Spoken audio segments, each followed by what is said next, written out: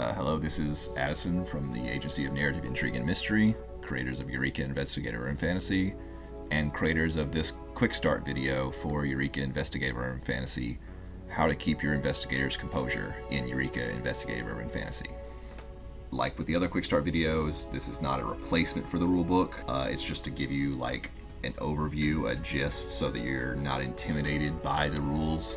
It's not like super complicated or arcane. You'll see in the video that it's not that many pages. Most of the pages in this rulebook are lists and tables and character abilities. It is not like cover to cover rules you have to memorize. And also they're easy to memorize because we did the bullet point thing. You'll see in the rulebook. Download the rulebook. At the time of recording this, Eureka is still in beta. This is using the beta build from July 11th, the most recent at the time. Because it is still in beta, not all the art is in there. It's still fully playable. Not a lot of the actual rules are expected to change. We're just editing and cleaning up and playtesting and tweaking, getting the art done and put in the book gradually over time. Composure. If the investigation rules are the core of the gameplay of Eureka, the composure rules are the backbone. Composure permeates every element of Eureka gameplay and ties it all together. It's all about composure. Composure in Eureka is kind of like an emotional HP. Eureka does also have regular HP, but we'll get to that in the video about dangerous situations and violence. All investigators have a maximum of 7 composure. It goes down when they experience intense stress, fear, fatigue, hunger, etc. And it goes back up when they get comfort, rest, and food. This isn't sanity. They're not going insane when they lose composure, but it's still always good to keep composure high, because when it gets below 0, it can start to take away from their actual HP, which can kill them. But long before that, it'll cause problems for them to lose composure because of the fact that the sum of an investigator's base modifiers can't ever be higher than their current composure level. So in simple terms, the lower their composure, the lower the bonuses to their skill checks. The composure mechanic in this way reflects the ways that compounding stress and strain can affect a person's abilities to function in the moment. When you are overwhelmed and fatigued and scared and tired and hungry, you don't think as clearly as you would normally. I myself, after having recorded 3 videos to this previously for several hours, am feeling like I might be kind of low on composure, and I'm not doing as good as I would otherwise be recording this video.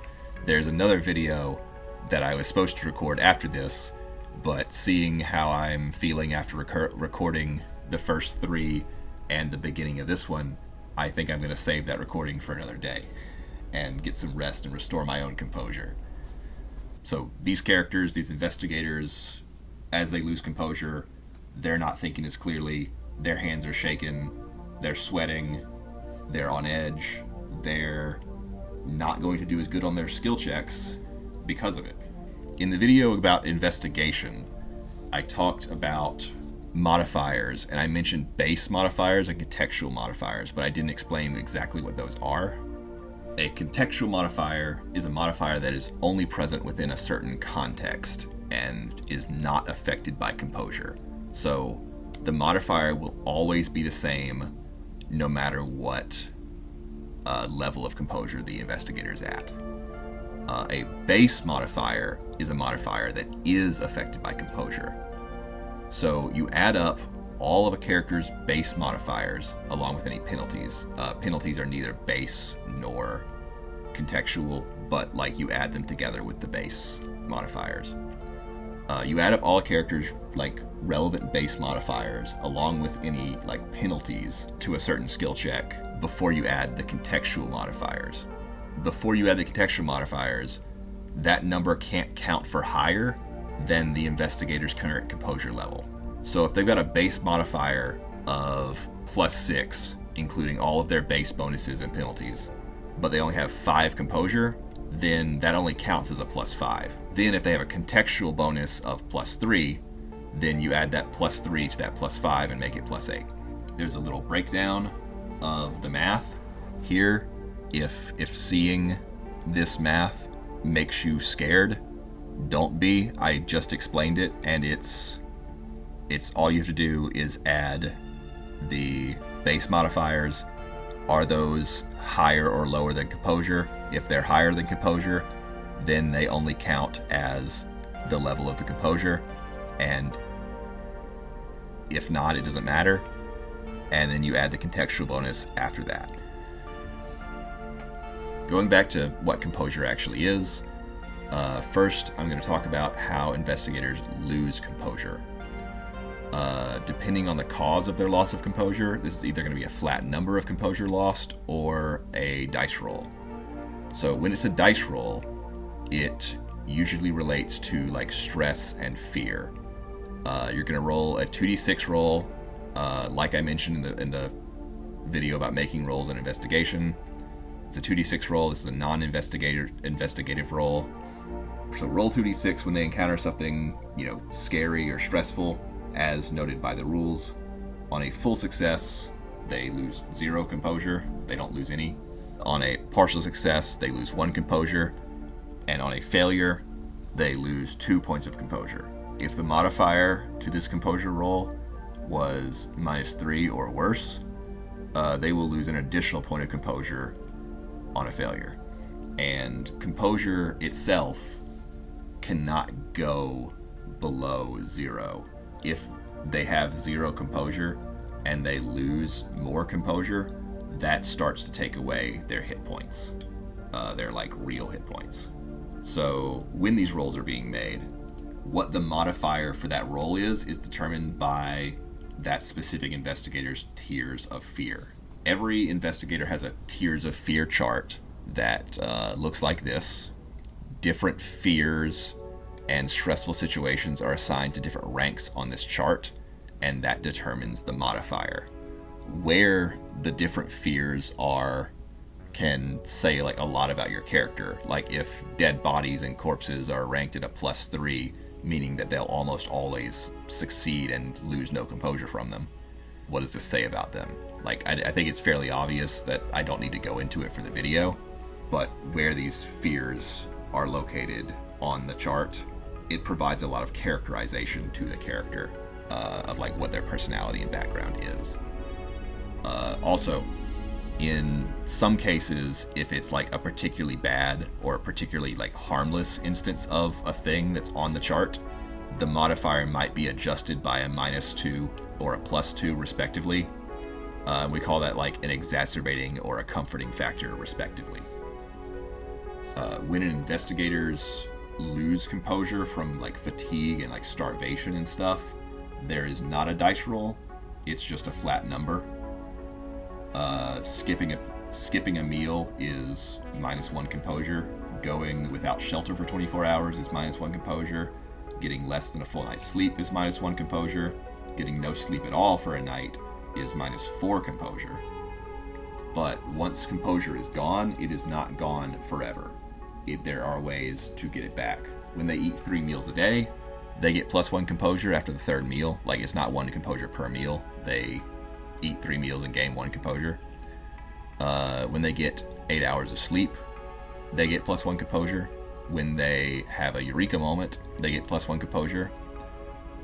When they are comforted by another character, they get +2, +1, or +0, depending on the result of the other character's comfort roll. They cannot make comfort rolls on themselves unless they have a special trait, which we'll get to in character creation, which allows them to do comfort rolls on themselves. That is most of composure. Before I close out the video, I'm going to talk a little bit about meal scenes. Eureka has meal scenes as an assumed part of gameplay. These are like a staple of the mystery fiction genre, and not only are they good for the characters for keeping their composure because they gotta eat, it gives the characters a chance to swap information that they might have learned while the party split apart, as well as just talking to each other, forming better relationships and trust with each other between the party. These are also really good for you, the player. For the characters in the world of the game, all of the stuff that happened in the adventure so far just happened. But for you, the player in the real world, it might have been like a week or 2 weeks or a month or more since the last session of Eureka you played. If the investigators go to a restaurant or a diner or something to eat and discuss like what they found, like what information they found and what their next plan is, then having them relay that information helps refresh you, the player, on what happened and what's going on and what all the facts are. When possible, it's a good idea to try and end a session as the party is like sitting down to eat, and like you can start the next session in the middle of their like meal scene. That's why meal scenes are good, and that's a rough overview of the composure mechanics. As you can probably see in the table of contents on the side of my PDF reader, there's like several sections I didn't really fully cover, but you've got like the gist now. You can pick up a beta PDF copy of Eureka on our HEO page, anim-TTRPG. We'd really appreciate it if you paid for it, but payment is optional. It's name your own price. You can also, for $5 subscription to our Patreon, you can get like more frequent monthly updates that will always be like the most up-to-date version. If you can't afford to pay, you can still like support us by like sharing the video, liking the video, telling your friends about it. Download Eureka for free and play it with your friends. Tell your friends. Talk about us on social media. Draw your Eureka characters and post them on social media. Draw your Eureka characters and send them to us. Tell us what happened in your Eureka game. We want to know that stuff because we want people to play our game, and we think it's awesome and we think it's fun, and we want to see other people engaging with it and like hearing what kind of stuff went down because of our rules that we wrote for this rule book. But thank you for watching.